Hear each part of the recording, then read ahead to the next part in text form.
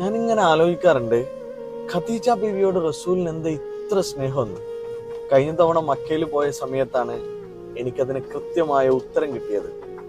മക്കയിലെ ഒരു പ്രഭാതത്തിൽ പ്രവാചകൻ സല്ലല്ലാഹു അലൈഹി വസല്ലം വഹീനു വേണ്ടി കാത്തിരുന്ന തപസ്സിരുന്ന പർവ്വതത്തിന്റെ മുകളിൽ കയറി ഹിറാ ഗുഹ കാണാൻ പോയപ്പോ മണിക്കൂറുകൾ കാലു കൊഴിഞ്ഞ യാത്ര, അതികഠിനമായ യാത്ര കഴിഞ്ഞാണ് ഞങ്ങൾ ആ മലയിലെത്തിയത്.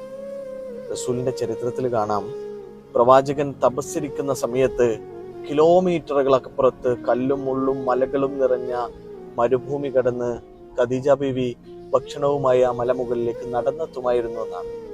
അത്ര കഠിനമായ യാത്ര. അങ്ങനെ റസൂലിന്റെ പ്രതിസന്ധി നിറഞ്ഞ എല്ലാ ഘട്ടങ്ങളിലും ഉമ്മയും ഭാര്യയും എല്ലാമായി ചേർത്ത് നിർത്തിയ ഖദീജ ബീവി റസൂൽ ജീവിതത്തിലെ അനിവാര്യമായ ഒരു ഘടകം തന്നെയാണ്. ഞാനിങ്ങനെ ആലോചിക്കാറുണ്ട്, ഖദീജ ബീവിയോട് റസൂലിന് എന്താ